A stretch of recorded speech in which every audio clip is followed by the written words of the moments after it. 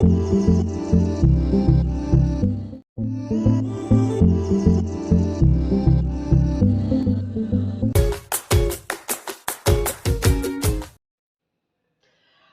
बच्चों, कैसे हैं आप? उम्मीद है आप सब बहुत बढ़िया होंगे। तो आज हम क्रैश कोर्स का पार्ट नंबर 2 लेके आए हैं, जिसमें हम फिनिश करने वाले हैं इलेक्ट्रोकेमिस्ट्री को। तो चलिए आज स्टार्ट करते हैं इलेक्ट्रोकेमिस्ट्री। मैं आपका केमिस्ट्री टीचर विवेक कुमार शौरवंशी आप सबका स्वागत करता हूं इस ब्यूटीफुल से एजुकेशन प्लेटफॉर्म पे, जिसका नाम है मेगा माइंड्स ट्यूटोरियल। तो स्टार्ट करते हैं अपने टॉपिक को। टॉपिक का नाम है इलेक्ट्रोकेमिस्ट्री। तो कहने की हमें केमिस्ट्री में इलेक्ट्रिसिटी की भी थोड़ी थोड़ी स्टडी करनी है कि केमिस्ट्री में इलेक्ट्रिसिटी का फ्लुएंस कैसा होने वाला है। तो इस तरीके के जरिए को हम इस चैप्टर में कवर करेंगे। सबसे पहले हम देखते हैं दो प्रकार की सेल होती है हमारे पास। एक जो सेल होती है वो होती है इलेक्ट्रोकेमिकल सेल, इलेक्ट्रोकेमिकल सेल, और दूसरी जो होती है वो होती है इलेक्ट्रोलाइटिक सेल।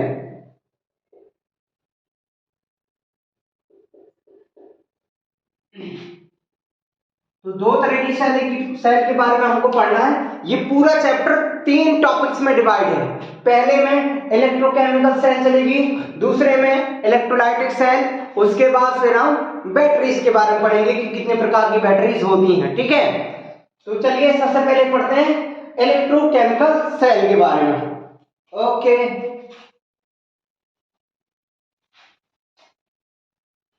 तो इलेक्ट्रोकेमिकल सेल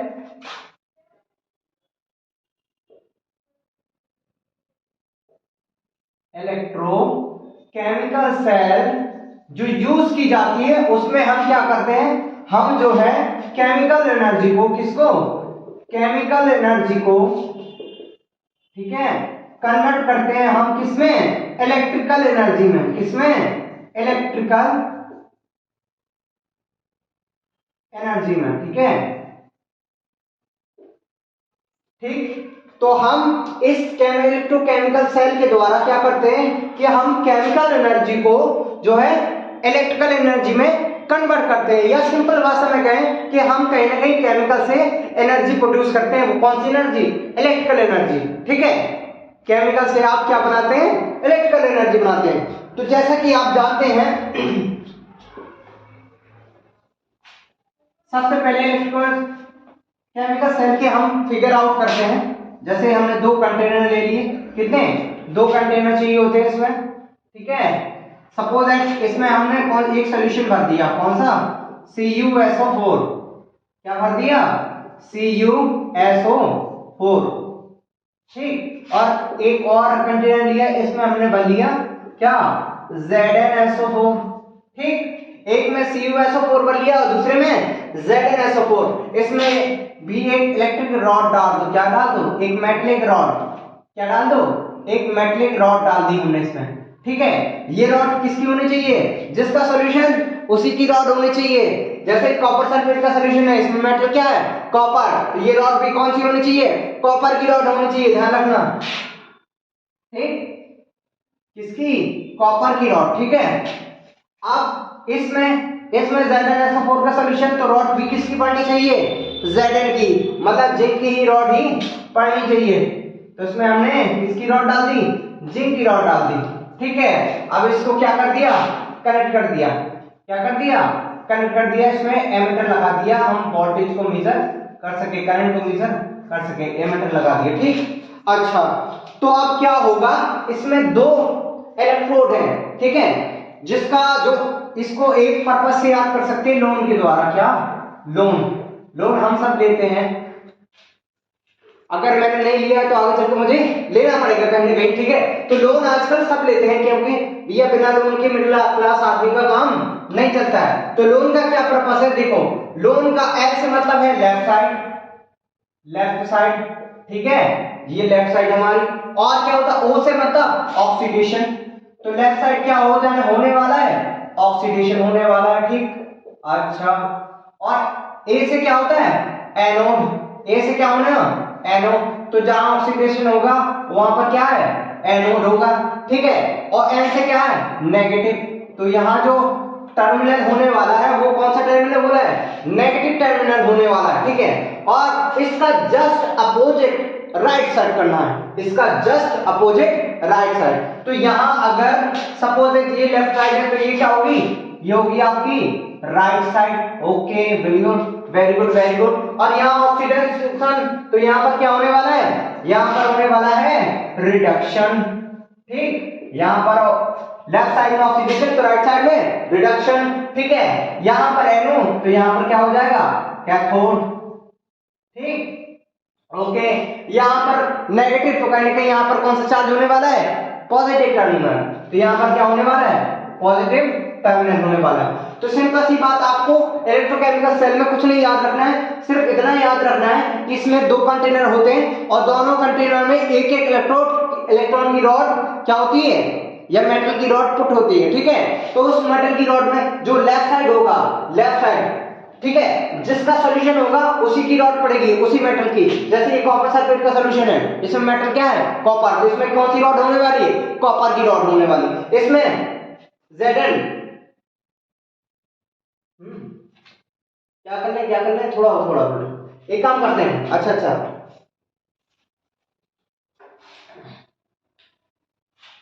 इस तरफ ZnSO4 करते हैं और इस तरफ CuSO4 करते हैं, ठीक है। अच्छा, तो ये कौन सी रॉड है, ये जिंक की रॉड है और ये कॉपर की रॉड है, ठीक है।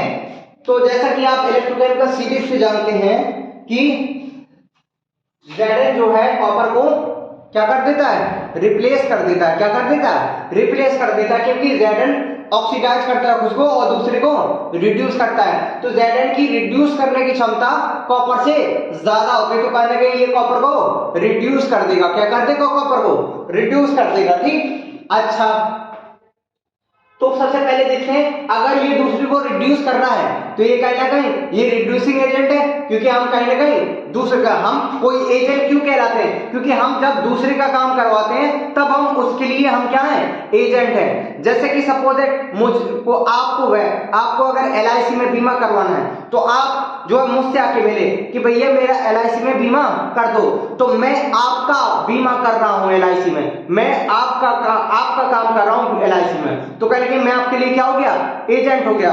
उसी प्रकार ये कॉपर का काम कर रहा है, कौन, जिंक कर रहा है कॉपर को रिड्यूस, ठीक है। तो कहीं ना कहीं जिंक दूसरे काम कर रहा है, तो कहीं ना कहीं जिंक क्या हो गया, रिड्यूस कर रहा है, तो क्या होगा, रिड्यूसिंग एजेंट, ठीक है। तो ये जिंक क्या होगा, रिड्यूसिंग एजेंट होगा।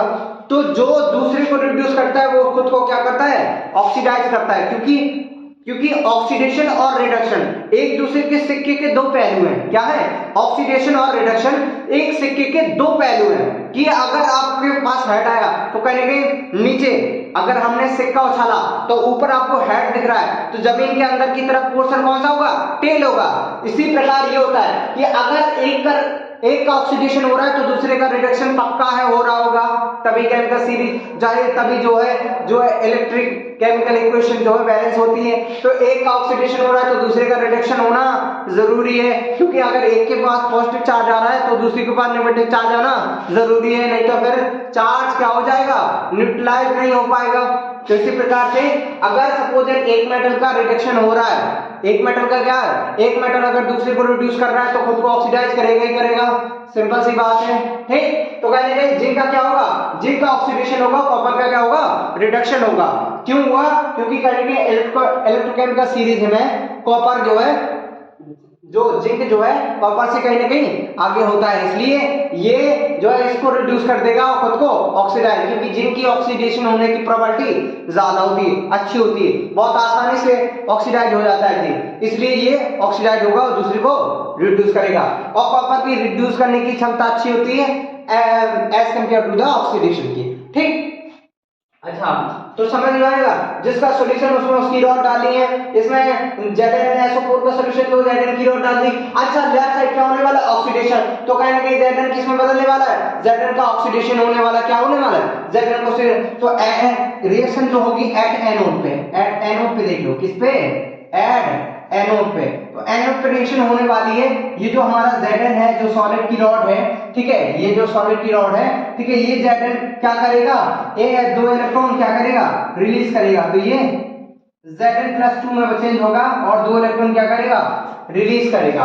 तो यहां से इस कॉपर, इस जो जिंक की रॉड है, इसमें से क्या हुआ, एक जिंक का एटम निकला। क्या निकला, एक जिंक का एटम निकला। उसने क्या किया, अपने दो इलेक्ट्रॉन यहां दिए। दो इलेक्ट्रॉन कहां दे दिए, यहां दे दिए इलेक्ट्रॉन, ठीक है, दो इलेक्ट्रॉन दे दिए। और ये किसमें हो गया, Zn2+ में हो गया, ठीक है, Zn2+ में। तो अब ये Zn2+ इसमें आ जाएगा, ठीक है। तो ये क्या, जब भी कोई चीज आयनाइज हो जाती है, समझ लो वो किस कंडीशन में पहुंच गई है, लिक्विड कंडीशन में। तो यहाँ पर किस में आ गया है, ये लिक्विड में आ गया है। यहाँ पर क्या था, सॉलिड था, में था, यहाँ पर क्या हो गया, लिक्विड में आ गया और इसने दो इलेक्ट्रॉन क्या करिए, रिलीज कर दिए। अब ये दो इलेक्ट्रॉन देखो यहाँ से ट्रेवल करते करते करते हुए जाएंगे। यहाँ पर क्या होगा, कॉपर होगा, जो कॉपर होगा एफ कैथोड पे। एफ कैथोड पे क्या होने वाला है, ये देखो कैथोड पे क्या रिएक्शन होगी, देखो कैथोड पे सिंपल सी बात, यहां से दो इलेक्ट्रॉन आए, ऐसे ऐसे ऐसे ऐसे, यहां से निकले, यहां से आए, यहां से आए, यहां से आए, ठीक है। जैसे ही यहां पर दो इलेक्ट्रॉन आए तो कॉपर क्या करेगा, कॉपर पहले, कॉपर की ये रॉड है, क्या है, कॉपर की ये रॉड है, तो ये कॉपर दो इलेक्ट्रॉन क्या करेगा, एक्सेप्ट करेगा। और ये किस में चेंज होगा, कॉपर Cu2 में, किस में चेंज हो रहा है, कॉपर Cu2 में, या फिर ये आ जाएगा कॉपर 2+ जो है, ये दो इलेक्ट्रॉन लूज करेगा और किसमें, कॉपर में चेंज हो जाएगा। या तो ये हो सकता है या वो भी हो सकता है, ठीक है। लेकिन इस कंडीशन में क्या होगा, कॉपर 2+ दो इलेक्ट्रॉन क्या करेगा, ये दो इलेक्ट्रॉन क्या करेगा, एक्सेप्ट करेगा और उसके बाद कॉपर में बदलेगा, ठीक। तो इस तरह से ये कैथोड पे रिएक्शन होने वाली है और ये किस पे, एनोड पे रिएक्शन होने वाली है। तो ये देखो यहाँ पर देखो Zn के ऊपर क्या था, चार्ज, पहले Zn के ऊपर इनिशियली चार्ज 0 था, लेकिन जैसे ही उसने दो इलेक्ट्रॉन लॉस किए, इसके ऊपर दो चार्ज 2+ का चार्ज आ गया। और जब भी ऑक्सीडेशन स्टेट बढ़ती है तो क्या होता है, उसका, उस मेटल का ऑक्सीडेशन हो रहा होता है, ठीक है। तो यहाँ पर ऑक्सीडेशन स्टेट क्या हो रही है, 0 से +2 हो गई है। तो कहने के +2 हो गई, तो कहने के इसका क्या हो गया, ऑक्सीडेशन हो गया, ठीक है। या सिंपल सी बात, कोई लफड़े वाली बात मत समझो, सिंपल सी बात, ये रूल अपना लो कि अगर जिसने इलेक्ट्रॉन डोनेट किए वो उसका क्या होगा, उसका हो गया ऑक्सीडेशन, और जिसने इलेक्ट्रॉन एक्सेप्ट किया उसका क्या हो गया, रिडक्शन। सिंपल सी बात, जिसने इलेक्ट्रॉन दिए वो हो गया ऑक्सीडेशन और जिसने इलेक्ट्रॉन लिए वो क्या, रिडक्शन। सिंपल सी बात, बस ये देखो, ये इलेक्ट्रॉन दे रहा है इसलिए इसका ऑक्सीडेशन, वो इलेक्ट्रॉन ले रहा है इसका मतलब ये रिडक्शन। समझ में आ गए। तो इस प्रकार से ये हमने गैल्वेनिक सेल पढ़ी, इलेक्ट्रोकेमिकल सेल में कौन सी सेल है, ये है गैल्वेनिक सेल, ठीक है। कौन सी सेल है ये गैल्वेनिक सेल है, जिसमें क्या होता है कि दो सॉल्यूशन लिए जाते हैं, Zn और CuSO4, ठीक है। और दोनों में, एक में जिंक की रॉड और इसमें कॉपर की रॉड डाली जाती है, ठीक है। अच्छा, इससे जो है जिंक का क्या हो जाता है, ऑक्सीडेशन हो जाता है, कॉपर का रिडक्शन। तो यहां से देखो, ये जिंक इलेक्ट्रॉन दे देकर यहां से इलेक्ट्रॉन भेजेगा और वहां पर कॉपर इलेक्ट्रॉन ले लेकर, ठीक है, Cu2+ से क्या में चेंज होगा, Cu में चेंज होगा, किसमें, कॉपर 2+ से किस में चेंज होगा, Cu में चेंज हो जाएगा। समझ में आ गया, गुड, वेरी गुड। अच्छा एक बात देखो कि कुछ समय बाद ये देखो इलेक्ट्रॉन देता जाएगा देता जाएगा देता जाएगा, यहाँ पर सारे जिंक के जो एटम है निकल निकल कर क्या होगा, Zn2+ में देते जाएंगे। तो कहीं ना कहीं इस रॉड पे 2 इलेक्ट्रॉन बढ़ते जाएंगे इलेक्ट्रॉन।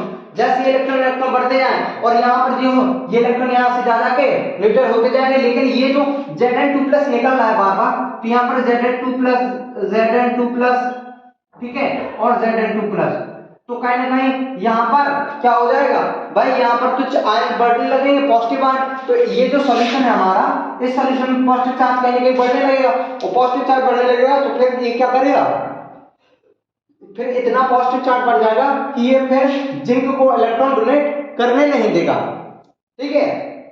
यह सिंपल सी बात है, ये जिंक को ऑक्सीडाइज होने नहीं देगा।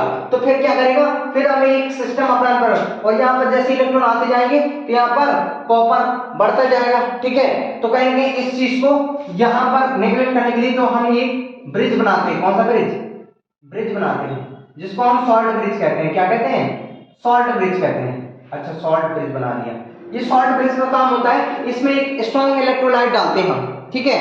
ऐसे इलेक्ट्रोलाइट डालते हैं कि जो इससे रिएक्शन ना करे, लेकिन इस आयन को यहाँ पे खत्म कर दे और इस आयन को यहाँ पे खत्म कर दे, समझ आ गया। तो इस प्रकार से क्या हो जाएगा कि ये जो है हमारी रिएक्शन फिर से जो है यहाँ पर पॉजिटिव आयन घट जाएगा और फिर से रिएक्शन होना शुरू हो जाएगी, फिर से Zn इलेक्ट्रॉन डोनेट करना स्टार्ट कर देगा और रिएक्शन शुरू हो जाएगी। तो इसको हम क्या कहते हैं, सॉल्ट ब्रिज। क्या कहते हैं, सॉल्ट ब्रिज, ठीक है। अच्छा, ये सॉल्ट ब्रिज है, ठीक है। तो इसमें आप KCl भी डाल सकते हैं, कुछ भी डाल दीजिए, ठीक है। ये कोई कंफर्म नहीं कौन सा डालेंगे आप, लेकिन ऐसा चुनना जो इसमें इस रिएक्शन पे जो है क्या करे, इस रिएक्शन में बाधा ना बने, ठीक है। ऐसी चीज मत डालना जो इस रिएक्शन में बाधा बने, समझ में। तो ठीक है, आप कोई भी स्ट्रॉन्ग इलेक्ट्रोलाइट ले लीजिए, ठीक है। तो इसको न्यूट्रलाइज करने के लिए, इस चार्ज को न्यूट्रलाइज करने के लिए जो है सॉल्ट ब्रिज का काम होता है, इस चार्ज को न्यूट्रलाइज करना, ठीक है। यहाँ पर इस पॉजिटिव आयन को क्या करेगा, न्यूट्रलाइज करेगा, जिसके कारण फिर से यहाँ पॉजिटिव आयन कम हो जाएगा और फिर जो है Zn इलेक्ट्रॉन देना स्टार्ट हो जाएगा, समझ में आ गया। तो इस प्रकार से हमने ये रिएक्शन कंप्लीट की, ठीक है। अच्छा, एक और टर्म है इसमें हम अभी पढ़ने वाले हैं,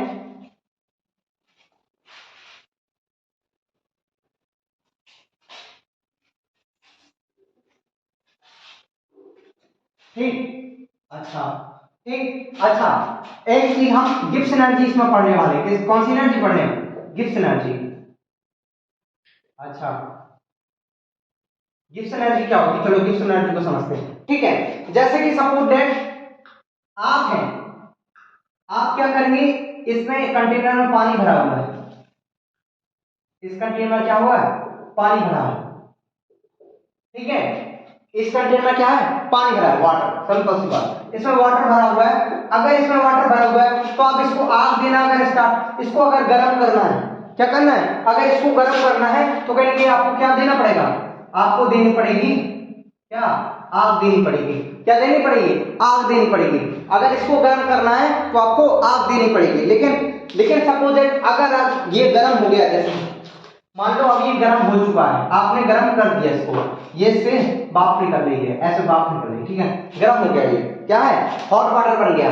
अब अगर इसको ठंडा करना है तो ये ठंडा तो अपने आप हो जाता है ना, क्या हो जाता है, ठंडा तो अपने आप हो जाता है, ठीक है।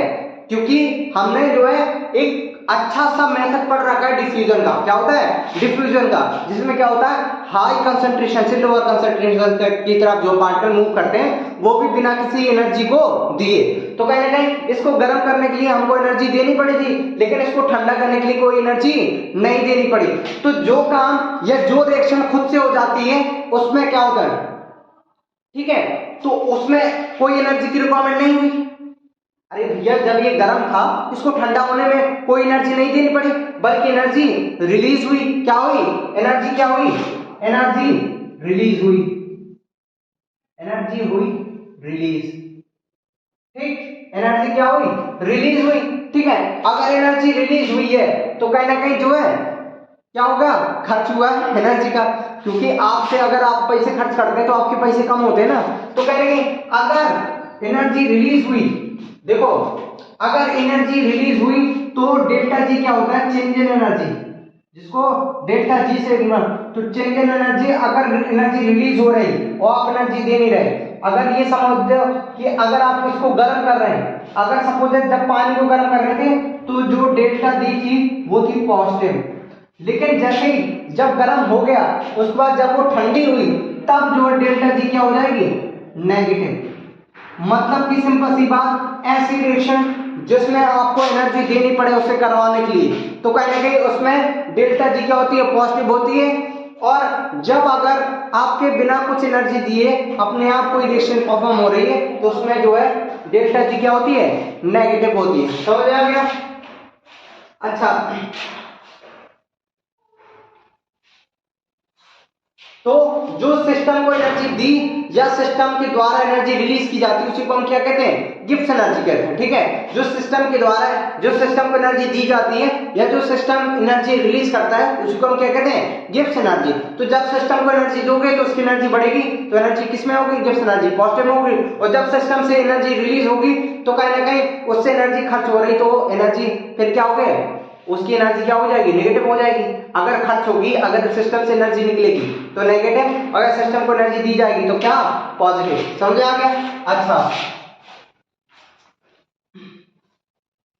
तो काइनेटिक, और एक चीज और होती है स्पॉन्टेनियस प्रोसेस। क्या होती है, स्पॉन्टेनियस, को भी समझ लीजिए थोड़ा, ठीक है। स्पॉन्टेनियस प्रोसेस क्या होती है,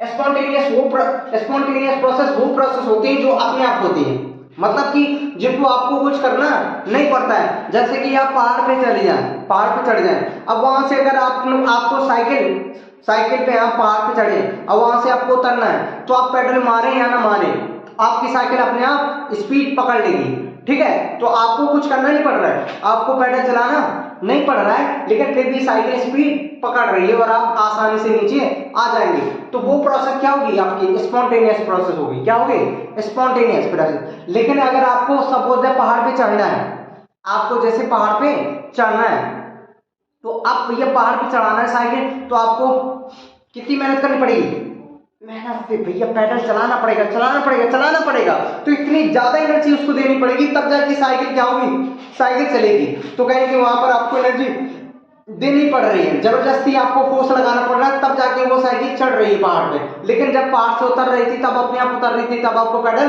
नहीं चलाना पड़ रहा था। तो कहें कि पहाड़ पे चढ़ना नॉन स्पॉन्टेनियस प्रोसेस, और पहाड़ से उतरना स्पॉन्टेनियस प्रोसेस। समझ में आ गया। तो ऐसी प्रोसेस जिसमें आपको कोई हाथ ना हो, वो आराम से अपने आप हो जाती है, वो प्रोसेस कहलाती है स्पॉन्टेनियस। और जो प्रोसेस अपने आप नहीं होती है, हम करवा दें एनर्जी देकर, लेकर या प्रेशर बढ़ाकर या टेम्परेचर, तो जो हमारे द्वारा करवाई जाती है जबरदस्ती एनर्जी देकर, वो कौन सी होती है, नॉन स्पॉन्टेनियस, ठीक है। तो स्पॉन्टेनियस के लिए डेल्टा जी हमेशा क्या होगा, नेगेटिव होगा, क्योंकि उसमें कोई प्रकार की एनर्जी दी नहीं जा रही है, उल्टा सिस्टम एनर्जी रिलीज कर रहा है। तो स्पॉन्टेनियस प्रोसेस के लिए डेल्टा जी क्या होता है, नेगेटिव होता है, और नॉन स्पॉन्टेनियस प्रोसेस के लिए हमेशा डेल्टा जी क्या होगा, पॉजिटिव होता है। समझ में आ गया, good.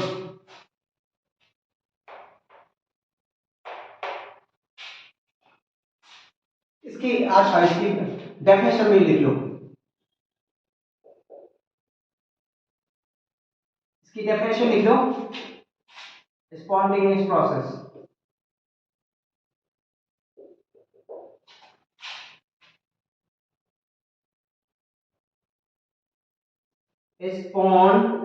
Spontaneous process are those process which do not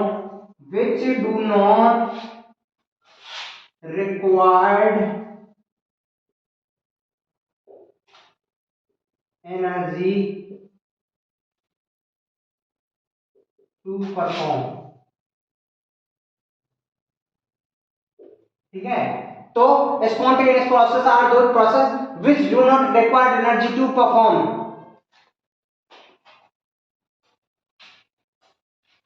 they have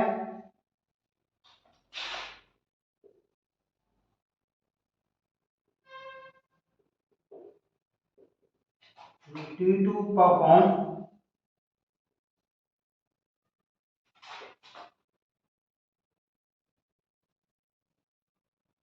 ठीक है। तो spontaneous process are those process which do not require energy to perform, they have ability to perform by self, ठीक है। spontaneous process are those process which do not require energy to perform, they have ability to perform by self, मतलब जो खुद से ही perform हो जाती हैं, उसको परफॉर्म कराने के लिए आपको एनर्जी देनी नहीं पड़ती है। ऐसी प्रोसेस को हम क्या कहते हैं, स्पॉन्टेनियस प्रोसेस कहते हैं। जल्दी जल्दी करिए, क्योंकि कहीं ना कहीं हमें पूरा चैप्टर कवर करना है, ठीक। Okay okay, good good good, very good very good very good. अब आते हैं इलेक्ट्रोड पोटेंशियल, अब आते हैं हम इलेक्ट्रोड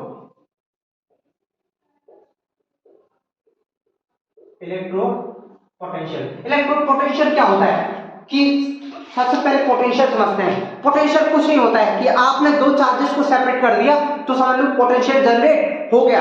जैसे कि सपोज है एक सिस्टम था, इसमें पॉजिटिव और नेगेटिव दोनों साथ साथ थे, तो दोनों ने एक दूसरे को न्यूट्रलाइज कर दिया। क्या कर दिया? न्यूट्रलाइज कर दिया। तो टोटल चार्ज हम क्या करेंगे? टोटल चार्ज 0 कर देंगे। लेकिन सपोज है इन्हीं चार्जों को हमने किसी प्रकार अलग कर दिया। सपोज है आप इन्हीं चार्जों को हमने सपोज है ये रहा, इसमें कुछ लिक्विड भर दिया, कुछ भी भर दिया, इस तरफ positive positive positive positive positive, इस तरफ नेगेटिव नेगेटिव नेगेटिव नेगेटिव, इस तरफ पॉजिटिव। तो इस प्रकार से हमने जो है दो रॉडों पे अलग अलग चार्ज ला दिए, इस पे पॉजिटिव चार्ज और इस पे नेगेटिव चार्ज।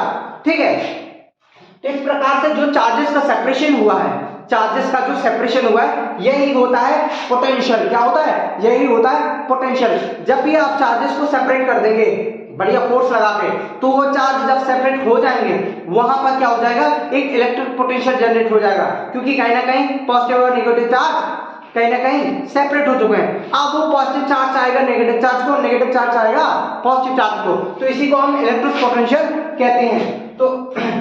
तो ये जो हमारी जो गैल्वेनिक सेल हमने पढ़ी थी, गैल्वेनिक सेल में कहीं ना कहीं क्या हो रहा था? पोटेंशियल जनरेट हो रहा था। किसकी वजह से? जैसे हम फिर से रिकॉर्ड कर देते हैं। ओके, जैसे ये दो कंटेनर थे, क्या थे? ये दो प्रकार के हमने कंटेनर बनाए थे। ठीक है, इसमें सॉल्यूशन बना था कॉपर सल्फेट CuSO4, इसमें सॉल्यूशन बना था ZnSO4। ठीक है, इसमें रॉड डाली थी किसकी? जिंक की। इसमें रॉड डाली थी कॉपर की। दोनों को कनेक्ट किया था क्या? एमीटर से। ठीक है, तो कहीं ना कहीं क्या हो रहा था? देखो, ये था एनोड था। एनोड क्या था? नेगेटिव था, और कैथोड क्या था? पॉजिटिव था। ठीक है, तो कहीं ना कहीं यहां पर क्या हो रहा था? Zn जो था वो इलेक्ट्रॉन डोनेट कर रहा था, Zn2+ में चेंज हो रहा था।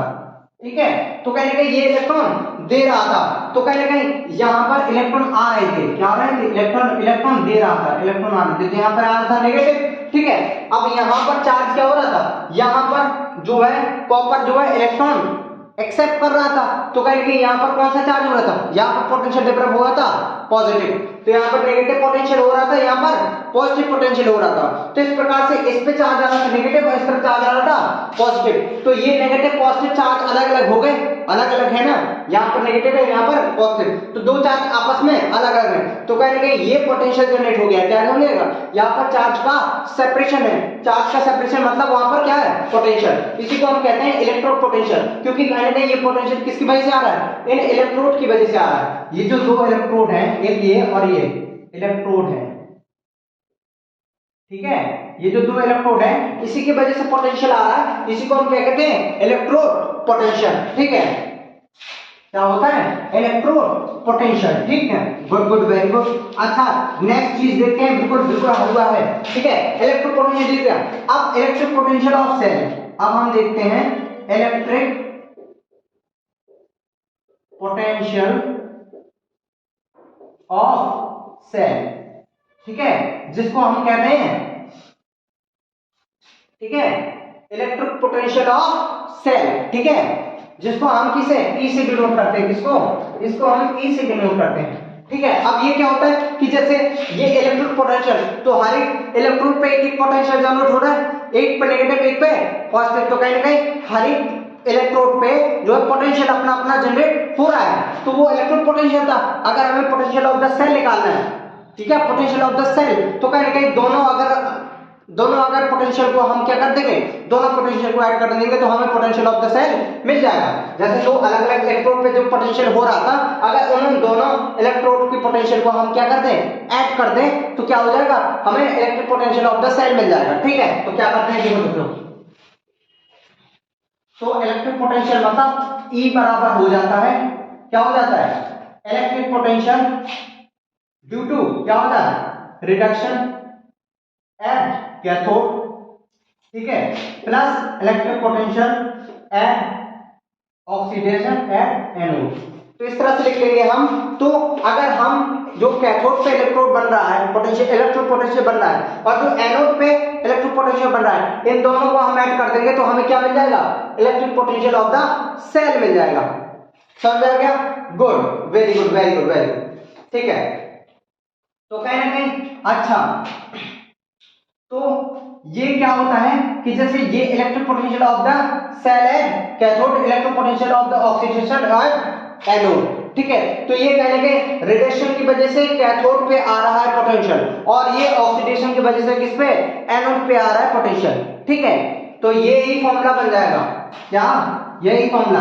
अगर ई नॉट निकालना है आपको, ई नॉट, ठीक है, electric potential, standard electrode potential, तो स्टैंडर्ड की कंडीशन क्या होती है केमिस्ट्री में, स्टैंडर्ड कंडीशन देख लीजिए। स्टैंडर्ड कंडीशन क्या होती है, स्टैंडर्ड कंडीशन क्या होती है कि जब आपका प्रेशर जो होगा P बराबर होगा 1 atm, ठीक है, ठीक है, और आपका जो है कंसंट्रेशन बराबर होगा 1 मोल, ठीक है, और आपका जो टेम्परेचर होगा, टेम्परेचर कितना होना चाहिए, 25 डिग्री सेल्सियस। यही होती है स्टैंडर्ड कंडीशन।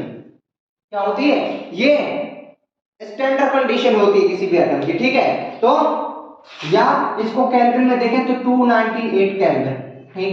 ठीक है, तो ये होती है इसकी स्टैंडर्ड कंडीशन होती है।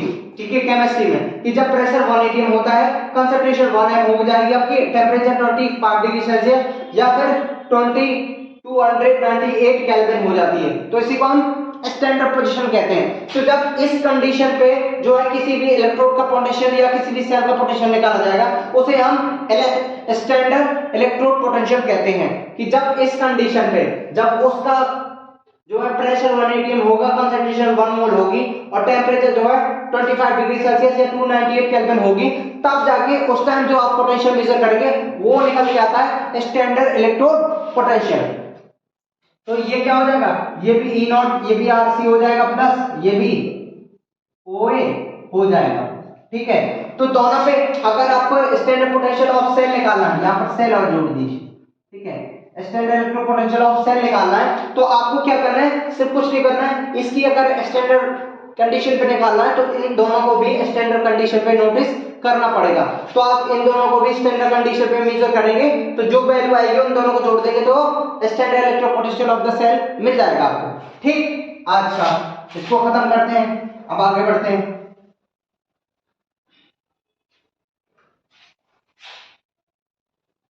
ठीक है, और एक चीज और देख लीजिएगा, जो क्या होता है electric potential reduction equal to होता है minus of electric potential of oxidation.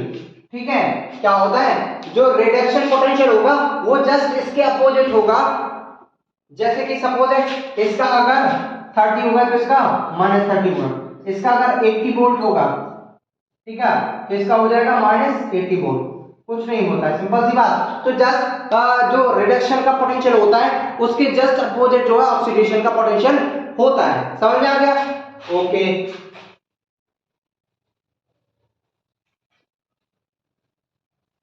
अब जो नेक्स्ट चैप्टर जो हम लोग पढ़ने वाले हैं, आप अभी तक इलेक्ट्रोकेमिकल सेल के बारे में पढ़ते रहे हम, अब हमें पढ़ना है इलेक्ट्रोलाइटिक सेल के बारे में। इसके इलेक्ट्रोलाइटिक, रुक जाइए अभी।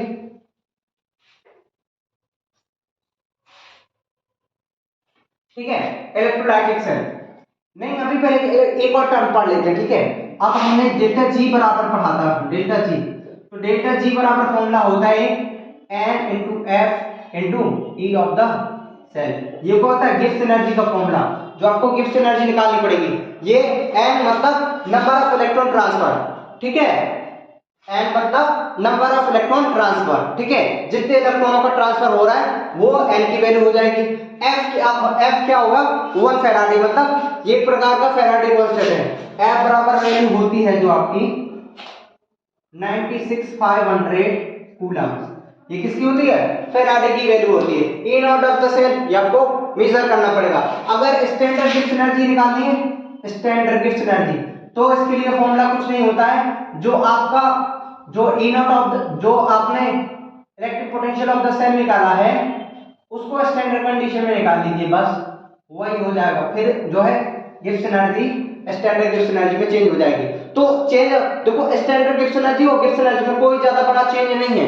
यहाँ पर क्या होता है, आपको गिब्स एनर्जी निकालनी है सिंपल, तो यहाँ पर ई नॉट सेल वो E cell liquid electric potential of the cell ले लीजिए। लेकिन अगर आपको स्टैंडर्ड गिब्स एनर्जी निकालनी है तो क्या होगा, आपको standard electric potential of the cell भी निकालना पड़ेगा, ठीक है। तो जब ये यहाँ पर स्टैंडर्ड इलेक्ट्रिक पोटेंशियल सेल हो जाएगा तो वो क्या हो जाएगी, स्टैंडर्ड गिब्सन एनर्जी हो जाएगी। यदि वो अगर ऐसे ही सिंपल इलेक्ट्रिक पोटेंशियल सेल है तो ये भी क्या होंगे, सिंपल गिब्सन एनर्जी निकल आएगी। समझ में आ गया, गुड।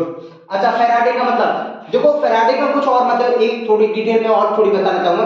देखो फैराडे का कुछ मतलब नहीं होता, फैराडे का सिंपल सा मीन्स होता है कि 1 मोल्स, देखिए 1 मोल्स में कितना चार्ज है, 1 मोल इलेक्ट्रॉन में कितना चार्ज है, सिंपल सी बात, 1 मोल इलेक्ट्रॉन या प्रोटॉन पे कितना चार्ज है, वही क्या होता है 1 फैराडे की वैल्यू होती है। तो जैसे 1 मोल में कितने होते हैं, 1 मोल में जो है लगभग 1 मोल अगर कहते हैं हम, 1 मोल कहते हैं, ठीक है, 1 मोल मतलब 6.023 into 10 to the power 23 इतनी क्वांटिटी होती है।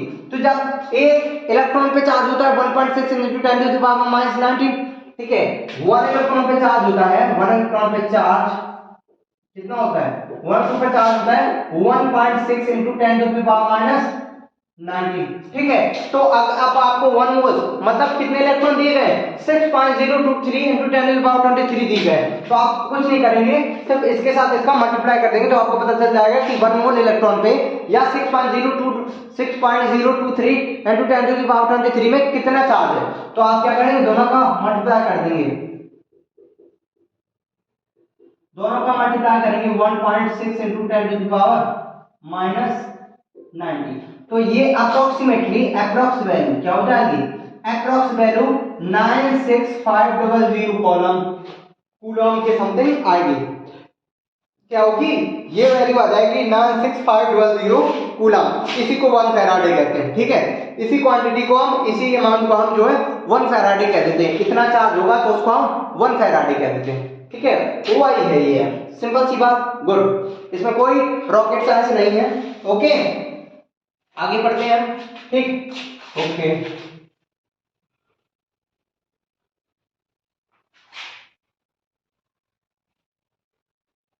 अब हमें चाहिए था, अब साइंटिस्टों को एक चीज चाहिए थी, साइंटिस्टों को चाहिए था रिलेशन।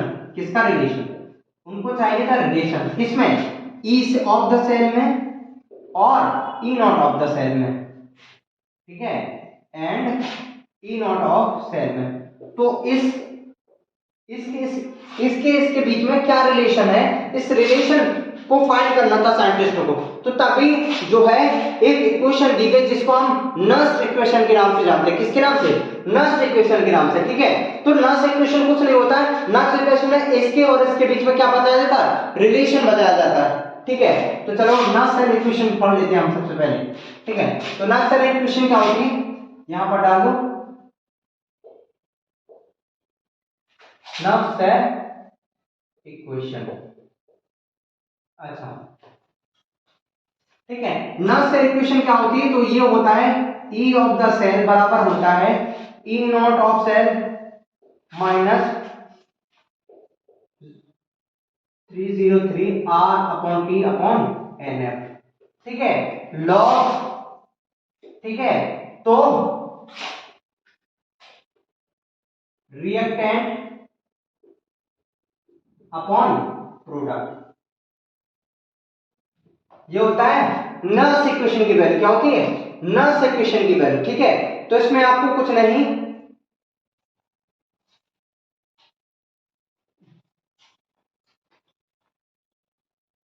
ठीक है। तो या इसको हम इस प्रकार से, ये इसको क्यू के रूप में, रिएक्शन क्यूसीएन के रूप में भी लिख सकते हैं, ऐसे क्यू भी लिखते हैं तो ये भी हो जाता है, ठीक है। अच्छा, ये जो क्यू है, ये क्यू कुछ नहीं है, जो आपने इक्विलिब्रियम चैप्टर में पढ़ा होगा, ठीक है। तो इक्विलिब्रियम चैप्टर में हमने पढ़ा होता है जब हम केसी लिखते हैं, क्या कहते हैं, केसी, इक्विलिब्रियम कांस्टेंट लिखते हैं। जैसे कि सपोज दैट कोई रिएक्शन है, ये है a plus B equal to a plus B equal to c plus d। तो इसका अगर हम केसी लिखें, क्या लिखें, केसी, अगर ये रिएक्शन क्या है, इक्विलिब्रियम की कंडीशन, तो इसका केसी होता है क्या, प्रोडक्ट लिख लेंगे c प्लस d लिख लेंगे अपन क्या हो जाएगा, तो C इंटू डी लिख लेंगे आप, ठीक है। और कंसंट्रेशन लिख लेंगे, तो A लिख लेंगे और फिर B लिख लेंगे, ठीक है। तो ये होता है Kc।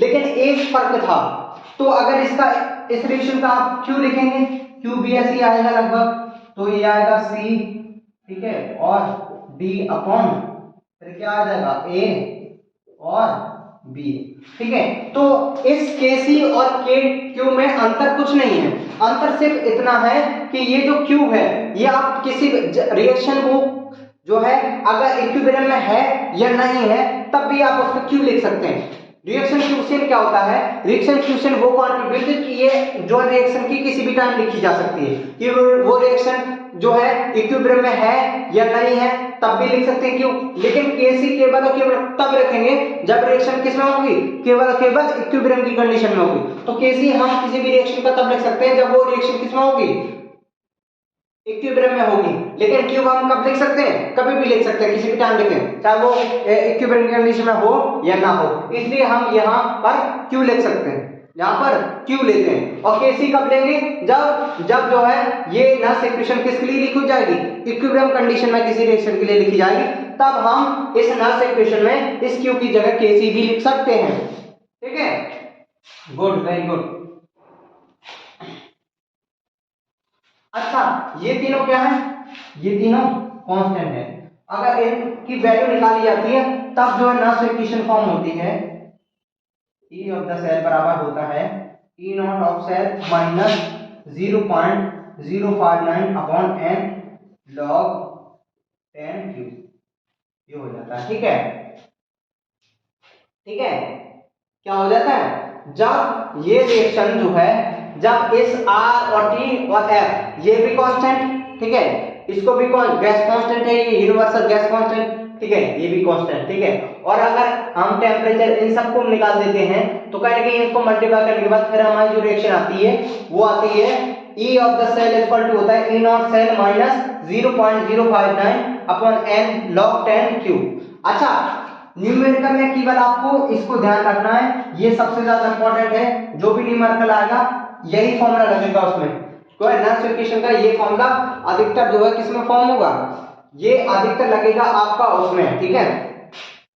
ये सारे न्यूमेरिकल में यही फॉर्मूला काम करेगा, इसलिए ये बहुत इंपॉर्टेंट है, याद कर लीजिएगा, ठीक है।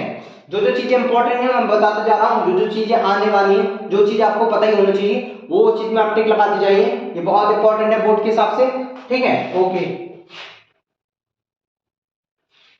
और एक चीज और होती है, जब जो है इक्विलिब्रियम क्या होती है, जब कोई भी रिएक्शन इक्विलिब्रियम की कंडीशन होती है, मतलब केसी क्या हो जाता है, इक्वल हो जाता है क्यू के, रिएक्शन कोएफिशिएंट के, ठीक है।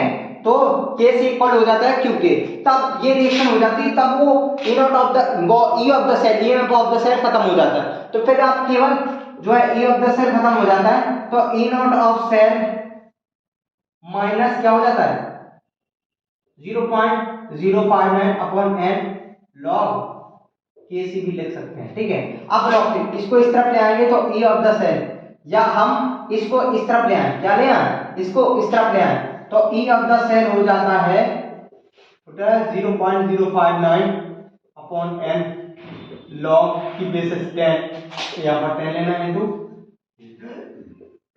ये जरूर याद रखेगा क्योंकि अधिकतर मैंने पिछली बार कुछ न्यूमेरिकल जब मैंने अपने आपके जो है जो पिछली साल आए हैं, पिछली साल आए हैं, तो उनमें मैंने अधिकतर इसके बेसिस पे न्यूमेरिकल बहुत देखे हैं कि उसमें क्या हो रहा है, वो कह रहा है कि एक रिएक्शन जो है किसमें, इक्विलिब्रियम में, तो इक्विलिब्रियम में तब आपको नर्स इक्वेशन दी गई है, तो उसमें आपको केसी की वैल्यू, इक्विलिब्रियम कांस्टेंट की वैल्यू पूछी है, तो कहीं आप सीधे सीधे क्या कर देंगे, ई ऑफ द सेल को 0 कर देंगे, और इसका E not of cell equal है, तो E not of the cell equal to formula हो जाएगा 0.059 अपॉन n log 10, n मतलब नंबर ऑफ इलेक्ट्रॉन ट्रांसफर, ठीक है, जितने इलेक्ट्रॉन ट्रांसफर हो रहे हैं उसकी वैल्यू यहाँ रख दीजिए, और यहाँ पर ई नॉट ऑफ द सेल आपको दिया होगा वो रख दीजिए, फिर आपको केसी की वैल्यू निकल आएगी, पता कहानी, गुड।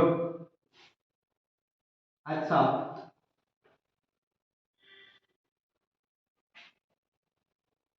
अब हम जो है इलेक्ट्रोकेमिकल सेल की सारी चीजें खत्म कर चुके हैं, अब हमें स्टार्ट करना है इलेक्ट्रोलाइटिक सेल। क्या शुरू करना है, इलेक्ट्रोलाइटिक सेल, ठीक है। इलेक्ट्रोलाइटिक सेल क्या होती है, उसमें दो कंटेनर थे, इसमें एक ही कंटेनर होगा, उसमें क्या थे, दो कंटेनर थे, इसमें एक ही कंटेनर होगा, उसमें दोनों रॉड अलग अलग कंटेनर में डली थी, इसमें एक एक कंटेनर में दोनों रॉड डली हुई है, ठीक है। ये उसमें हम लोग सोल्यूशन भरा है, ठीक है। और ये जो है उसमें क्या हो रहा था, उसमें आपको कोई भी इलेक्ट्रिसिटी नहीं देनी पड़ रही थी, इसमें इलेक्ट्रिसिटी आपको देनी पड़ेगी, ठीक है। उसमें कोई भी इलेक्ट्रिसिटी आपको या कोई भी एनर्जी नहीं देनी पड़ रही थी, अपने आप सब हो रहा था, इसमें आपको एनर्जी देनी पड़ रही है। तो इलेक्ट्रोलाइटिक सेल का काम होता है कि जो इलेक्ट्रिक एनर्जी है, इलेक्ट्रिक एनर्जी है, उसको हम कन्वर्ट करते हैं किसमें, केमिकल एनर्जी में। किसमें कन्वर्ट करते हैं, या हम कहें मैकेनिकल एनर्जी में। किसमें, मैकेनिकल एनर्जी में, ठीक है। क्या होता है उसमें, क्या हो रहा था उसमें, आप केमिकल एनर्जी को इलेक्ट्रिक एनर्जी में कन्वर्ट कर रहे थे, जो हमारे यूज के काम आ रही थी। देखिए जो इलेक्ट्रोलाइटिक सेल है, इसमें इलेक्ट्रिसिटी आपको देनी पड़ेगी और जो है एक मैकेनिकल एनर्जी फॉर्म होगी, ठीक है। तो उसमें एनर्जी कोई देनी पड़ नहीं रही थी, उसमें तो ऑलरेडी सब काम हो रहा था, इसमें आपको बाहर से इलेक्ट्रिसिटी देनी पड़ रही। तो जब भी किसी भी सिस्टम को एनर्जी देनी पड़ रही है तो उसमें डेल्टा जी क्या होता है, डेल्टा जी होता है पॉजिटिव। तो कहेंगे इलेक्ट्रोलाइटिक सेल में डेल्टा जी क्या होगा, पॉजिटिव। अच्छा वो रिएक्शन अपने आप हो रही थी, ये कहीं ना कहीं हम इलेक्ट्रिसिटी देकर करवा रहे हैं, ये हम इलेक्ट्रिसिटी देकर करवा रहे हैं। तो ये क्या होगी, नॉन स्पॉन्टेनियस प्रोसेस होगी। क्या होगी, नॉन स्पॉन्टेनियस, नॉन स्पॉन्टेनियस, ठीक है, ठीक है। उसमें क्या हो रहा था, उसमें आपको कुछ करवाना नहीं पड़ रहा था, आपने रॉड डाल दी, कनेक्शन कर दिया, बस हो रहा है अपने काम, ठीक है। इसमें क्या हो रहा है, आपको इलेक्ट्रिसिटी बाहर से प्रोवाइड करनी पड़ रही है। तो कहीं नहीं इस इलेक्ट्रोलाइटिक में जो प्रोसेस होगी वो कौन सी होगी, नॉन स्पॉन्टेनियस प्रोसेस होगी। और इसमें गिब्स एनर्जी जो होगी वो भी पॉजिटिव होगी, क्योंकि आप बाहर से एनर्जी, एक्सटर्नल एनर्जी अप्लाई कर रहे हैं, सिस्टम को एनर्जी दे रहे हैं, तो गिब्स एनर्जी क्या होगी, पॉजिटिव होगी, ठीक है। उसमें आपको इलेक्ट्रोकेमिकल केमिकल एनर्जी से क्या मिल रहा था, इलेक्ट्रिकल एनर्जी मिल रहा था। इसमें इलेक्ट्रिक एनर्जी देंगे तब आपको मैकेनिकल एनर्जी फॉर्म होगी। जैसे कि सपोज अगर इसमें NaCl डला है, क्या डला है, NaCl, ये इसमें, तो ये जैसे ही पानी में घोलेंगे आप, ये आयंस में टूट जाता है, किसमें, आयंस में। तो ये क्या हो जाएगा, Na+ और Cl- में टूट जाएगा। तो अगर जैसे ये पॉजिटिव है और ये नेगेटिव है, उसमें क्या पड़ा था, लोन। तो लेफ्ट साइड ऑक्सीडेशन, मतलब लेफ्ट साइड एनोड, तो इसमें भी होगा, ठीक है। लेकिन उसमें एनोड था क्या, नेगेटिव, इसमें एनोड क्या है, पॉजिटिव, ठीक है। समझ आ गया, उसमें एनोड था नेगेटिव, केवल इतना अंतर है, उसमें एनोड क्या था, नेगेटिव था, इसमें एनोड क्या है, पॉजिटिव है, ठीक है। उसमें भी एनोड पे ऑक्सीडेशन हो रहा था, इसमें भी एनोड पे क्या होगा, ऑक्सीडेशन हो रहा था। इसमें भी लेफ्ट साइड में ऑक्सीडेशन, यहाँ उसमें भी राइट साइड कैथोड था, इसमें भी राइट साइड क्या है, कैथोड है। उसमें कैथोड क्या था, पॉजिटिव था, इसमें कैथोड क्या है, नेगेटिव है, ठीक है। अच्छा इसमें भी कैथोड पे क्या हो जाएगा, रिडक्शन हो जाएगा, ठीक है। कैथोड पे क्या होगा, रिडक्शन होगा, ठीक है। और दूसरी बात क्या हो गई, ठीक है, इसमें ऑक्सीडेशन, उसमें रिडक्शन, इसमें एनोड पॉजिटिव, उसमें एनोड नेगेटिव, इसमें कैथोड नेगेटिव, उसमें कैथोड पॉजिटिव था, सिंपल सी बात। अच्छा वो जो रिएक्शन थी वो अपने आप हो रही थी, इसलिए स्पॉन्टेनियस थी, ये रिएक्शन करवाई जा रही इसलिए नॉन स्पॉन्टेनियस। उसमें जो है गिब्स एनर्जी क्या होती, नेगेटिव थी, इसमें गिब्स एनर्जी क्या होगी, पॉजिटिव में होगी, ठीक है। तो अब अगर मैं आपको अंतर समझाना चाहूं, दोनों में डिफरेंस लिखने को बहुत आता है, दोनों में क्या होता है, डिफरेंस लिखने को बहुत आता है, तो हम आप डिफरेंस जरूर बता दे रहे हैं आपको, क्या हो जाएगा, डिफरेंस बता रहे हैं, चलो ठीक है, डिफरेंस। अच्छा यहां पर लिख लीजिए डिफरेंस, डिफरेंस बिटवीन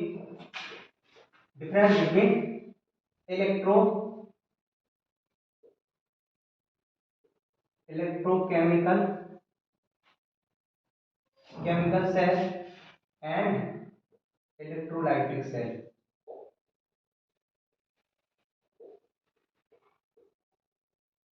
अच्छा हम दोनों के बीच में डिफरेंस, ये बहुत पूछा जाता है, अधिकतर इंपॉर्टेंट है, याद कर लीजिएगा। उसमें क्या, इसमें क्या हो रहा था, इसमें इसमें जो है क्या हो रहा था, केमिकल एनर्जी को इस तरफ क्या डाल लीजिए, इलेक्ट्रोकेमिकल सेल डाल लीजिए, सबसे पहले इस तरफ इलेक्ट्रोकेमिकल सेल डाल लीजिए, इस तरफ डाल लीजिए इलेक्ट्रोलाइटिक सेल, ठीक है। इस तरफ क्या डाल लीजिए, इलेक्ट्रोलाइटिक सेल। ठीक है, इसमें पहला डिफरेंस जो था आपका, इसमें क्या था कि केमिकल एनर्जी को किसमें कन्वर्ट किया जा रहा था, इलेक्ट्रिकल एनर्जी में।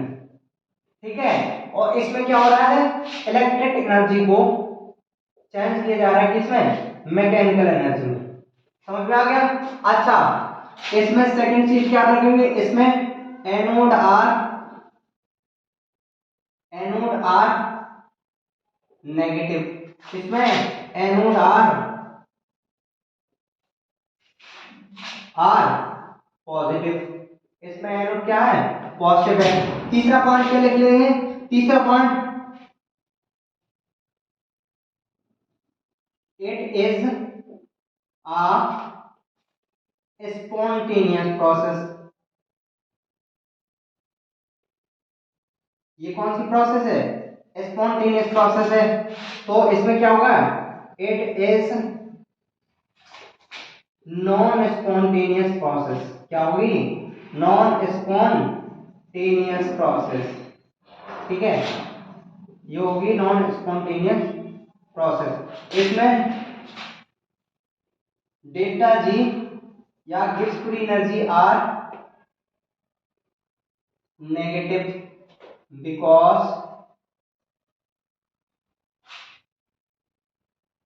because energy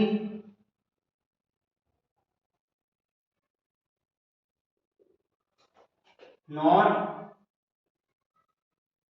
give to the system।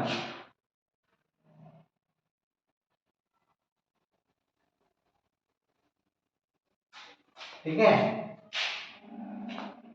और इसमें गिब्स फ्री एनर्जी क्या होती है, are positive, because it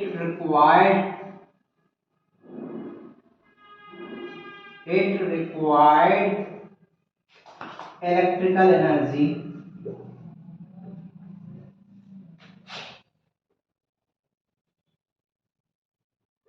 to perform। ठीक, तो उसमें क्या हो रहा था, सबसे पहले इसमें जो है केमिकल एनर्जी को इलेक्ट्रिकल एनर्जी में चेंज हो रहा था, इसमें इलेक्ट्रिक एनर्जी को मैकेनिकल एनर्जी में, ये डिफरेंस हो गया। दूसरा ये था, इसमें एनोड आर नेगेटिव, इसमें एनोड आर पॉजिटिव। इसमें it is a spontaneous process, it is a non spontaneous process. इसमें gives free energy are negative because energy do not give to the system. तो आपको सिस्टम को energy देनी नहीं पड़ रही थी। तो इसमें क्या होगा, गिव्स energy are positive because it is required electrical energy to perform.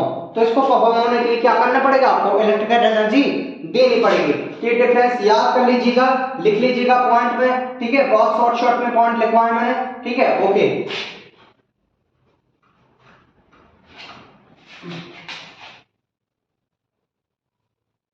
मैंने आपसे पहले भी कहा था, पहले वीडियो में, ठीक है, आपको क्या करना है, हर चीज को लिखते जाना है, बिना लिखे कोई फायदा नहीं होता है।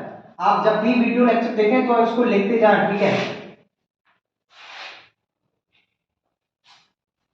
और किसी भी चीज को कंप्लीट पूरा देखा कीजिए, अधूरी चीजें या अधूरे काम हमेशा जो है मुश्किल में डालता है। अच्छा, इसमें जो है इलेक्ट्रिसिटी कैसे कंजर्व होगी, या हम फॉर्मूला एक पढ़ चुके थे। सबसे पहले आपने फॉर्मूला पढ़ा होगा, R बराबर 1/ρ L/A।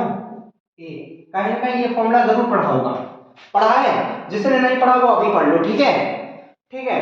तो ये क्या हो रहा था, ये R बराबर, ये क्या है, रेजिस्टेंस है।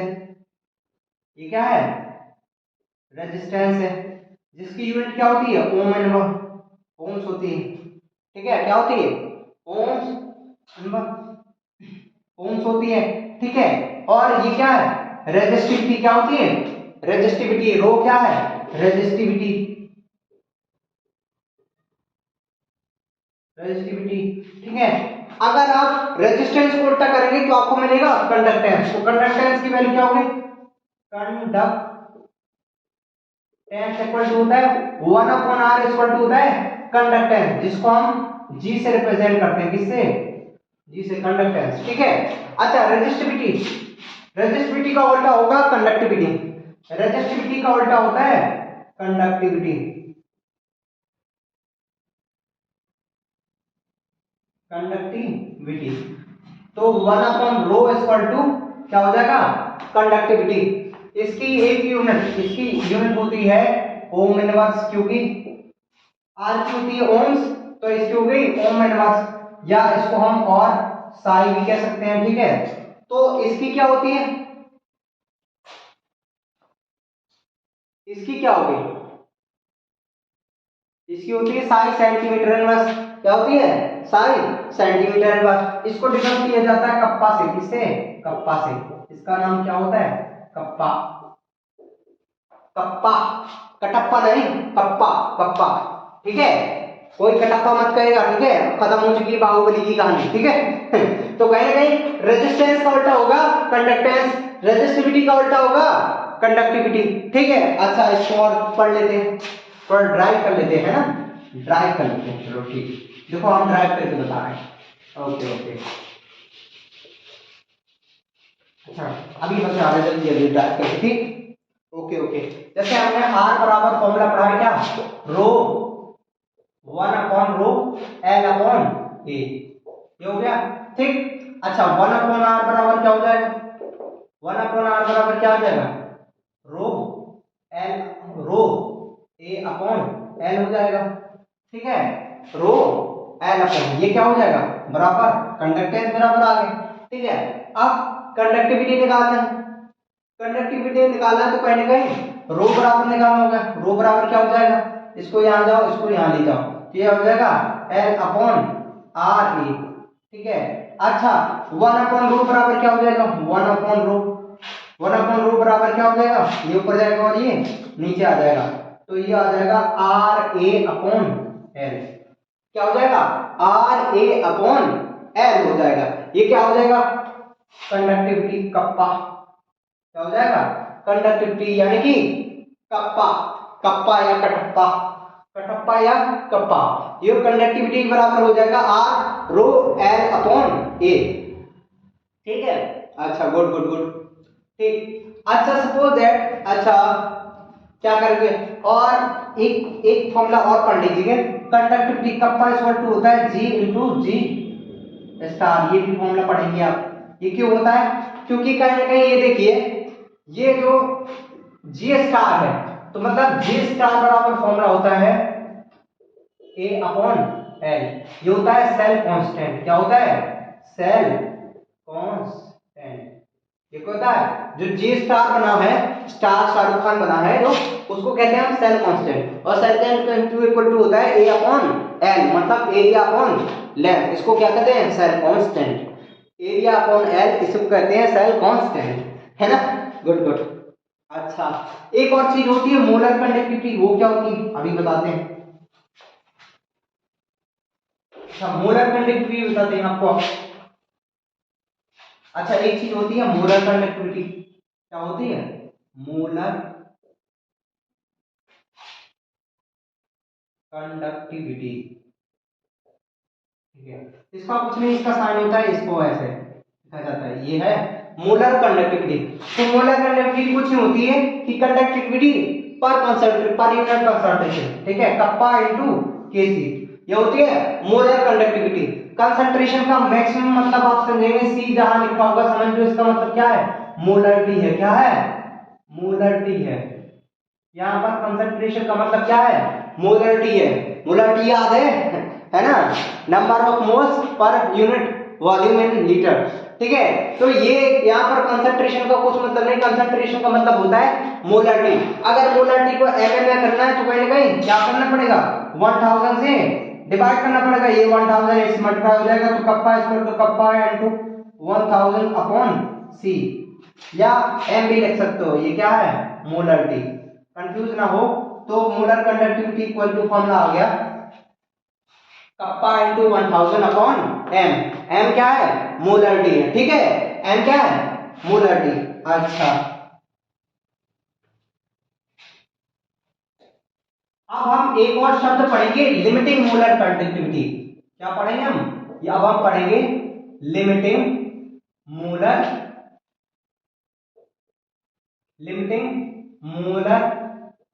कंडक्टिविटी। ये क्या होता है लिमिटिंग मोलर कंडक्टिविटी? ये क्या होता है लिमिटिंग मोलर कंडक्टिविटी? कुछ नहीं, जब कंडक्टिविटी का हो लिमिटिंग मोलर कंडक्टिविटी मतलब मोलर में कंडक्टिविटी जो है ना के बराबर हो, किसी भी सॉल्यूशन में कंडक्टिविटी जब ना के बराबर हो, बहुत कम हो, बहुत ज्यादा कम, ठीक है, तब उसको कहते हैं limiting molar conductivity. Suppose that ये सॉल्यूशन था, अच्छा ये समझ लो वाटर भरा है, इसमें क्या वाटर भरा है, ठीक है। अच्छा इसमें आपने क्या किया, 1 स्पून चम्मच जो है नमक डाल दिया। क्या डाल दिया? नमक डाल दिया भाई, चलो नमक डाल दिया, ये और नमक घोल दिया, तो इस सॉल्यूशन में क्या हो गया, नमक घुल गया, मान लो ये सॉल्यूशन हो गया, ठीक है। अब इसमें नमक घुल गया तो Na+ और Cl- के आयन डले होंगे, पूरे किसके होंगे, Na+ और Cl-। तो आप जानते हैं कि जो NaCl होता है, NaCl होता है वो स्ट्रॉन्ग इलेक्ट्रोलाइट होता है। क्या होता है? स्ट्रॉन्ग इलेक्ट्रोलाइट होता है। अब कुछ बच्चे मुझसे पूछेंगे सर स्ट्रॉन्ग इलेक्ट्रोलाइट और वीक इलेक्ट्रोलाइट क्या होता है? तो ये भी कोई रॉकेट साइंस नहीं है। स्ट्रॉन्ग इलेक्ट्रोलाइट और वीक इलेक्ट्रोलाइट मतलब कि जैसे सपोज दैट कोई भी आपने सब्सटेंस डाला किसी भी लिक्विड में, ठीक है, सपोज दैट एक पूरा सॉल्वेंट में एक आयनिक सॉलिड डाला, सब आप जैसे AgCl ले लीजिए, KCl ले लीजिए, कुछ भी डाल दीजिए, कोई भी डाल दीजिए लिक्विड में, ठीक है, और जब आप लिक्विड में डालेंगे इसको तो ये अगर आयनिक सॉलिड है और स्ट्रॉन्ग इलेक्ट्रोलाइट है तो ये पूर्णता अगर आपने 100 डाले हैं, 100 मोल डाला तो पूरे के पूरे 100 मोल जो है K+ और Cl- में टूट जाएंगे। किसमें? K+ और Cl, मतलब पूरी तरीके से 100 के 100% जो क्या हो जाएंगे, आयंस में ब्रेक हो जाएंगे। किसमें? आयंस में ब्रेक हो जाएंगे। इसको हम कहते हैं स्ट्रॉन्ग इलेक्ट्रोलाइट। और वीक इलेक्ट्रोलाइट मतलब कि जैसे सपोज है एसिटिक एसिड ले लीजिए, CH3 डबल ओ है, इसके अगर आप 100 मोल डाल देंगे तो केवल 5 से 7% 5 से 7% ही क्या होंगे, आयन में डिसोसिएट होंगे। क्या होंगे?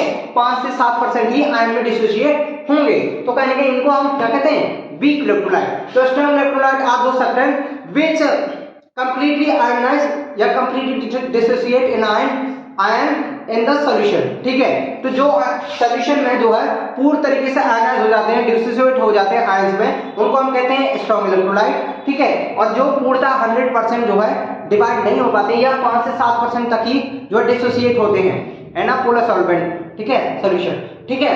तो इस तरह की सॉल्यूशन को या इस तरह के इलेक्ट्रोलाइट को हम वीक इलेक्ट्रोलाइट कहते हैं। जो इलेक्ट्रोलाइट कंप्लीटली आयंस में ब्रेक ना हो उसको वीक इलेक्ट्रोलाइट, जो कंप्लीटली डिसोसिएट हो जाए उसको स्ट्रॉन्ग इलेक्ट्रोलाइट। समझ में आ गया? तो आप जैसे सपोज दैट मैंने आपसे कहा लिमिटिंग मोलर कंडक्टिविटी, ठीक है, क्या कहा आपसे, limiting molar conductivity. Limiting molar conductivity क्या होती है? जैसे कि सपोज दैट इसमें NaCl डाल दिया, वैसे तो Na अगर सॉलिड कंडीशन में हो तो कभी भी इलेक्ट्रिसिटी को क्या होने देता, पास नहीं होने देता, लेकिन जैसे ही वो लिक्विड फॉर्म में आता है अब उसके बाद इससे इलेक्ट्रिसिटी पास होने लगती है, ठीक है।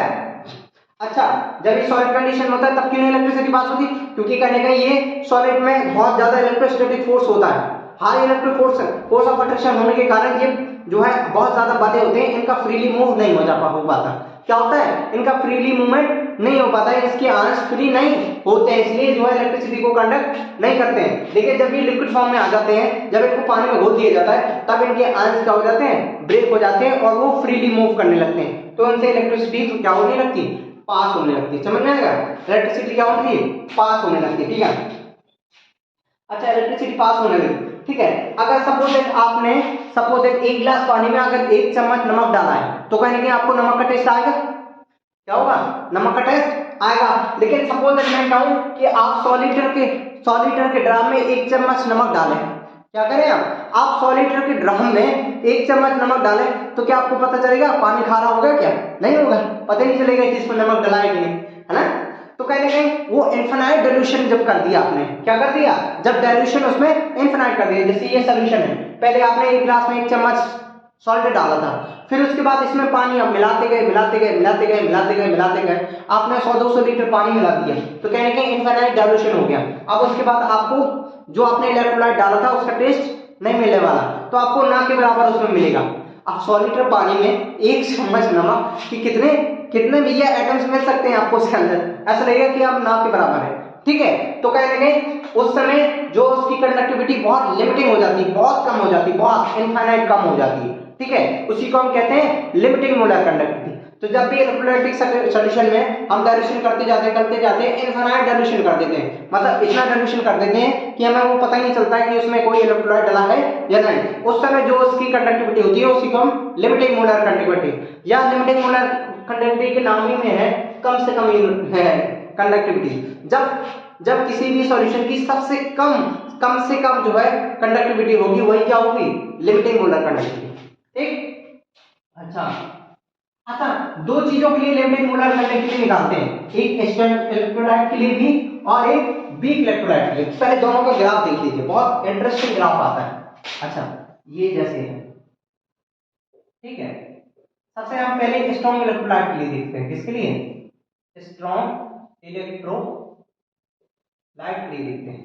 अच्छा, स्ट्रॉन्ग इलेक्ट्रोलाइट सपोज इस तरफ के लिए कंडक्शन लिया, ठीक है, इस तरफ ले लिया कंडक्टिविटी। ठीक, जब इसके बीच में ग्राफ ड्रॉ करते हैं तो ग्राफ कुछ ऐसे आता है। यहां जो पॉइंट कर्तन करता है, ये जो पॉइंट है इसी को हम molar conductivity eight infinite dilution, ये क्या होगा, इनफाइनाइट डाइल्यूशन पे, इसी को इनफाइनाइट डाइल्यूशन को इसी को हम इस फॉर्म में भी लिख सकते हैं, मोलर कंडक्टिविटी एज जीरो, मतलब लगभग जीरो के समान है। ठीक है, लगभग मोलर कंडक्टिविटी जीरो के समान है। ठीक है, समझ में आ गया। तो ये स्ट्रॉन्ग इलेक्ट्रोलाइट के लिए ग्राफ है, लेकिन अगर सपोज हम वीक इलेक्ट्रोलाइट के लिए यही ग्राफ देखें, किसके लिए, अगर हम सपोज यही ग्राफ वीक इलेक्ट्रोलाइट के लिए देखें, किसके लिए, वीक इलेक्ट्रोलाइट के लिए देखें, सपोज हमने CH3 COOH ये वीक इलेक्ट्रोलाइट है, इसके लिए जब ग्राफ देखते हैं तो इस तरफ कंसंट्रेशन ले लीजिए, इस तरफ कंडक्टिविटी ले लीजिए। ठीक है, इस तरफ जब वो ग्राफ आता है ऐसे ऐसे आता है, ऐसे वो ऐसे जाता है ऐसे, तो इसके जस्ट पैरेलल हो जाता है, ये इस पॉइंट को कट नहीं करता, इस वाली लाइन को कट ही नहीं करता, इसके जस्ट पैरेलल हो जाता है। क्या हो जाता है, इस लाइन को वो कट ही नहीं करता, इसलिए हमें कभी भी जो लिमिटिंग मोलर कंडक्टिविटी नहीं मिल पाती है। क्या नहीं मिल पाती, लिमिटिंग मोलर कंडक्टिविटी नहीं मिल पाती। क्यों, क्योंकि भाई देखो अगर ये कहीं कट जाता तो हम नाप लेते कि हाँ इतनी वैल्यू है, लेकिन जब ये कट नहीं करता, ये इसके पैरेलल चला जाता है ग्राफ, कहीं कट नहीं करता, तो हमें कहीं ना कहीं डेफिनेट कोई भी लिमिटिंग मोलर कंडक्टिविटी की कोई भी डेफिनेट वैल्यू नहीं मिलती है इसके द्वारा। ठीक है, इसके द्वारा हमें कोई भी डेफिनेट वैल्यू नहीं मिलती है। तो इसलिए हमने क्या किया कि जो साइंटिस्ट ने दोबारा इसको एक दूसरा लॉ दिया, जिसको हम कोहेलेंस लॉ कहते हैं। कहते थे, अब इसको इस द्वारा फाइंड तो नहीं किया गया, तो इसको दूसरा लॉ दिया गया, कोहेलेंस लॉ। ठीक है, क्या दे दिया, कोहेलेंस लॉ दिया गया, उसके द्वारा फिर इसकी वीक इलेक्ट्रोलाइट निकाली जाती है। वीक इलेक्ट्रोलाइट की लिमिटिंग मोलर कंडक्टिविटी कोहेलेंस लॉ से फाइंड की जाती है, क्योंकि कहीं ना कहीं इस मेथड से जो है इसकी जो है लिमिटिंग मोलर कंडक्टिविटी नहीं निकली। ठीक है, क्योंकि इसका ग्राफ कहीं कट नहीं करता, इसको इस लाइन को वीक इलेक्ट्रोलाइट का ग्राफ कट नहीं करता, इसलिए जो है इसके लिए कोहेलेंस लॉ दिया गया। ठीक, अच्छा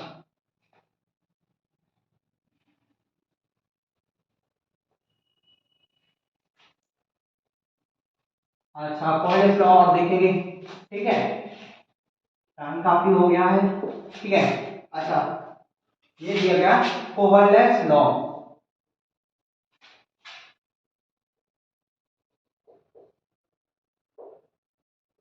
अच्छा, कोहेलेंस लॉ में क्या बताया गया, कोहेलेंस लॉ ने क्या कहा कि अगर आपको वीक इलेक्ट्रोलाइट की मोलर कंडक्टिविटी निकालनी है तो आप क्या करिए, उसके आयंस की जो इलेक्ट्रोलाइट है उसके आयंस की जो कंसंट्रेशन है, ठीक है, आयंस की कंसंट्रेशन, ठीक है, पॉजिटिव आयन की और प्लस, ठीक है, और प्लस नेगेटिव आयन की, ठीक है, तो नेगेटिव आयन की उन दोनों को जोड़ लीजिए, आप क्या कर लीजिए, उन दोनों को जोड़ लीजिए, तो आपको जो है इलेक्ट्रोलाइट ऑफ द, ठीक है, तो आपको किसी भी कंपाउंड की जो है वो मिल जाएगी मोलर कंडक्टिविटी। जैसे CH3 है, क्या है, CH3 है, CH3COOH, ये वीक इलेक्ट्रोलाइट है, तो जैसे आपको इसकी क्या करनी है, इसकी मोलर कंडक्टिविटी निकालनी, ठीक है, तो आप इसकी मोलर कंडक्टिविटी निकालें। जैसे आपको सपोज दैट इसकी मोलर कंडक्टिविटी दी गई है, जैसे आपको CH3COOH माइनस एक ये आयन होगा, अगर इसको पानी में घोलेंगे तो इसका एक ये आयन होगा और दूसरा आयन ये होगा H+। ठीक है, तो अगर आप इसको मान लो दी गई है ये 0.023 दी गई है, इसकी 0.02 दी गई है, तो इन दोनों को आप जोड़ देंगे। अगर इन दोनों को जोड़ देंगे तो आपको जो है CH3COOH की मोलर कंडक्टिविटी मिल जाएगी। तो ठीक है, आपको दोनों को जोड़ देते हैं हम, किसको,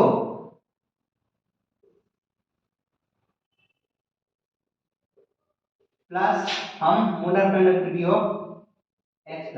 ठीक है, ठीक है, ठीक है, इनकी जोड़ देंगे तो क्या मिल जाएगा हमें, मोलर कंडक्टिविटी ऑफ, यहां पर CH3COOH डाल लेंगे, CH3COOH। अच्छा, जोड़ देंगे क्या हो जाएगा 0.02303 प्लस 0.02, इनको जोड़ेंगे क्या आ जाएगा 0.05। तो 0.05 ये किसकी हो जाएगी, limiting molar conductivity of CH3COOH की हो जाएगी। समझ में आएगा। इसके क्वेश्चन बहुत बच्चों वाले आते हैं, इसलिए प्लीज इसको जरूर देख लीजिएगा, और इससे क्वेश्चन हर साल जरूर पूछा गया है। ठीक है, कोऑर्डिनेट्स लॉ से या नर्स इक्वेशन से क्वेश्चन जरूर आता है, न्यूमेरिकल यहीं से आएगा। ठीक है, मैक्सिमम क्वेश्चन। ठीक है, गुड गुड, वेरी गुड। अच्छा, ठीक, अच्छा, कोऑर्डिनेट्स लॉ खत्म कर चुके हैं हम यहाँ तक। कोऑर्डिनेट्स लॉ समझ में आ गया, इसको और बता देना। ठीक है, कोऑर्डिनेट्स लॉ समझ में आ गया। ठीक है, अब मैक्सिमम से मैक्सिमम टॉपिक कवर कर चुके हैं। एक टॉपिक और रह गया, बैटरी का। क्या रह गया, बैटरीज ऑफ पढ़ लेते हैं। क्या होते हैं, बैटरीज ऑफ पढ़ लेते हैं। ओके, क्या पढ़ लेते हैं, बैटरीज ऑफ पढ़ लेते हैं। जैसे कि हम बैटरीज, देखो जो बैटरी होती हैं, अच्छा, बैटरी दो प्रकार की होती है। बैटरीज कितने प्रकार की, दो प्रकार की होती हैं। एक होती है प्राइमरी बैटरी और दूसरी होती है सेकेंडरी बैटरी। एक होती है प्राइमरी बैटरी और दूसरी होती है सेकेंडरी बैटरी। मार्कर भाई चल नहीं रहा ये बात, दूसरा ले लेते, दूसरा मार्कर ले लिए। अच्छा, ये होती है सेकेंडरी बैटरी। ठीक है, दो बैटरी होती है, एक प्राइमरी बैटरी और होती है एक सेकेंडरी बैटरीज। ठीक है, ठीक है, सेकेंडरी बैटरीज और प्राइमरी बैटरीज। ठीक है, बैटरीज ना डालो, बैटरी अकेले डालो। अच्छा, ये दो प्रकार की होती है। इसमें एक होती क्या, इसमें होती है एक ड्राई सेल। अच्छा, ड्राई सेल क्या होता है, जो पुराने जमाने की लाइट चलती थी ना, उसमें जो सेल आते थे एवर रेडी वगैरह के, वो सब क्या है, ड्राई सेल।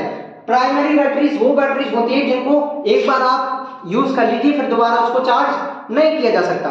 तो ये जो है चार्जेबल नहीं होती, कहीं ना कहीं ये तो चार्जेबल नहीं होती है। ठीक है, अच्छा, इनको एक बार आप यूज करेंगे तो फेंक देंगे। ठीक है, क्या होते हैं, इनको आपने एक बार यूज किया तो क्या किया, इसको फेंकना पड़ेगा, दोबारा चार्ज में नहीं आ सकता। सेकेंडरी बैटरी वो बैटरी थी जिनको चार्ज करना पॉसिबल था, मतलब ये चार्जेबल होती हैं। ये क्या होती हैं, ये होती हैं चार्जेबल, ये चार्जेबल होती हैं, और ये अनचार्जेबल होती हैं। ये अनचार्जेबल होती है और ये चार्जेबल होती है। इसमें आ गई एक ड्राई सेल आ गई और एक मर्क्यूरी बैटरी आ गई। अच्छा, मर्क्यूरी सेल में दो सेल आएंगी, एक ड्राई सेल आएगी और दूसरी क्या आएगी, मर्क्यूरी सेल।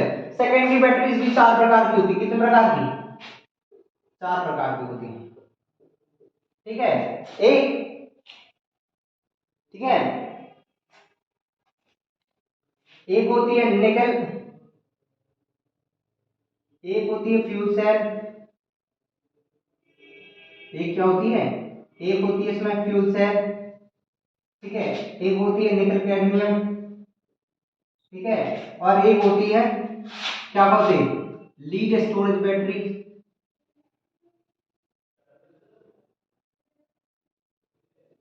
और एक होते हैं आयंस बैटरी।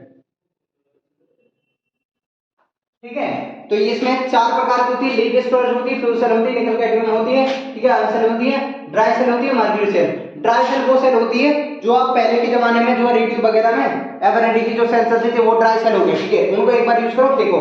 मर्क्यूरी सेल भी ऐसी होती है, इसको भी एक बार यूज करो फेंक दो, ठीक है। ये अधिकतर ओवन में डाली जाती है, जैसे जो कान की मशीन नहीं होती, जो कान की मशीन आती थी उसमें, इसको मर्क्यूरी सेल को हम बटन सेल भी कहते हैं। क्या होते हैं? बटन सेल भी कहते हैं। क्या कहते हैं? मर्क्यूरी सेल को हम बटन सेल भी कहते हैं। वो जो कान में मशीन डलती है ना, उसमें जो सेल लगी होती है ना, वो उसको हम क्या कहते हैं? उसको मर्क्यूरी सेल कहते हैं। लीड स्टोरेज वो है जैसे इन्वर्टर वगैरह हो गए हमारे, क्या हो गए? लीड स्टोरेज वो होती है बैटरी जो हमारे इन्वर्टर वगैरह होती है घर में जो बनाए जाते हैं, या गाड़ियों में भी जो बैटरी लगी होती है वो क्या होती है?